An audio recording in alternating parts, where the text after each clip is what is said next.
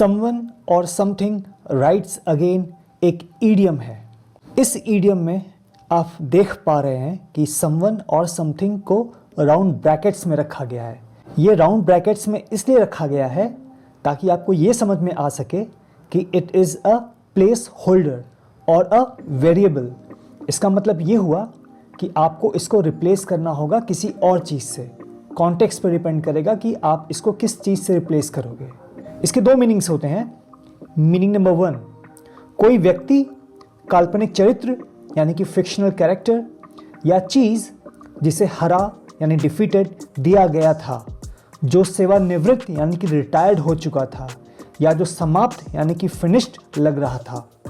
वो कार्रवाई, एक्शन, लोकप्रियता, पॉपुलैरिटी या प्रभाव, इन्फ्लुएंस में वापस आ जाता है, अक्सर एक नाटकीय या प्रतीकात्मक पुनः उभरने यानी रीइमर्जेंस के बाद। यानी कि ये बताने की कोशिश कर रहा है कि कोई व्यक्ति हो, काल्पनिक चरित्र हो या कोई चीज़ हो जिसे कि ये मान लिया गया था कि खत्म हो चुकी है, ये रिटायर हो चुकी है या ये समाप्त हो चुकी है, हराए जा चुकी हुई है, लेकिन ये वापस आ जाए एक्शन में और पॉपुलैरिटी में वापस आ जाए, पूरे एक्शन में वापस आ जाए, पूरे फोर्स के साथ वापस आ जाए, ऐसा लगे कि इसका रीइमर्जेंस हो गया है, तो वहाँ पर इस ईडियम को यूज़ करते हैं। इसी मीनिंग को जरा हम इंग्लिश में देखते हैं। अ पर्सन, फिक्शनल कैरेक्टर और thing that was defeated, retired or seemingly finished returns to action, popularity और influence often after a dramatic or symbolic reemergence। इस मीनिंग के दो एग्जाम्पल्स देखते हैं, इंग्लिश में और हिंग्लिश में। इंग्लिश में पहला एग्जाम्पल है, after losing the last 3 elections the former governor is running again. It looks like the veteran politician writes again। इसी को हिंग्लिश में, पिछले 3 चुनाव हारने के बाद पूर्व गवर्नर फिर से चुनाव लड़ रहे हैं, ऐसा लगता है कि अनुभवी राजनेता राइट्स अगेन। तो यहाँ पर इस एग्जाम्पल में यही बताने की कोशिश हो रही है कि लास्ट 3 इलेक्शंस हार गए थे, लेकिन फिर से ये गवर्नर इलेक्शन लड़ने के लिए आ गए हैं, सो ही राइट्स अगेन, मतलब वापस से एक्शन में है। दूसरा एग्जाम्पल है, that classic super hero movie franchise rights again with a new director and cast. Hindi में, वो classic super hero film franchise एक नए निर्देशक यानी कि डायरेक्टर और कलाकारों यानी कास्ट के साथ राइट्स अगेन।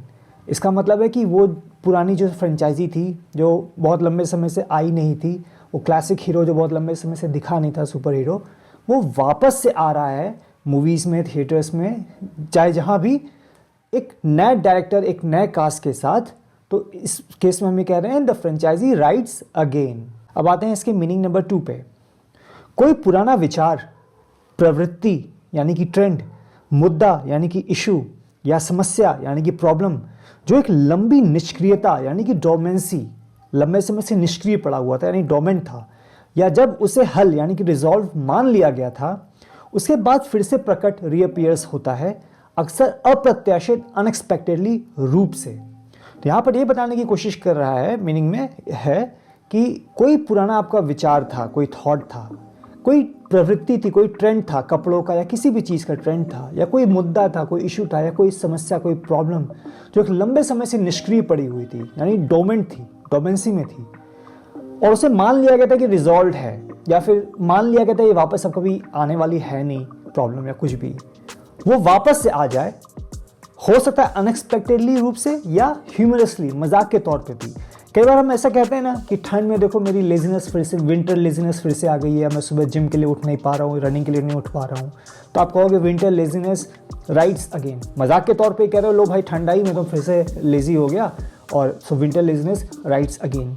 या कोई प्रॉब्लम बहुत लंबे समय से आप सोचे थे खत्म हो चुकी, वापस आ जाए आपकी ज़िंदगी में, तो आप कहेंगे द प्रॉब्लम राइट्स अगेन। इसी मीनिंग को आप इंग्लिश में देखिए।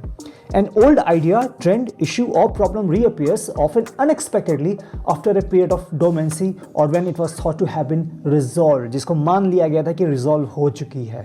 इस मीनिंग के 2 एग्जाम्पल्स देखते हैं। पहले इंग्लिश में, just when we thought we had solved the budget deficit, the argument over spending rights again। इसको ट्रांसलेशन करेंगे अगर इंग्लिश में, तो ठीक जब हमने सोचा था कि हमने बजट घाटे यानी बजट डेफिसिट को हल कर दिया है, खर्च को लेकर बहस राइट्स अगेन, लेकिन वापस आ गई है। हमने सोचा था कि हमने बजट डिफिसिट को तो सॉल्व कर दिया है, लेकिन ये तो वापस से आ गई है आर्ग्यूमेंट में। दूसरा एग्जाम्पल है neon colours are back in fashion, the 80s trend rights again. English में इसी को नियॉन रंग फिर से फैशन में है, 80 के दशक की प्रवृत्ति यानी ट्रेंड राइट्स अगेन।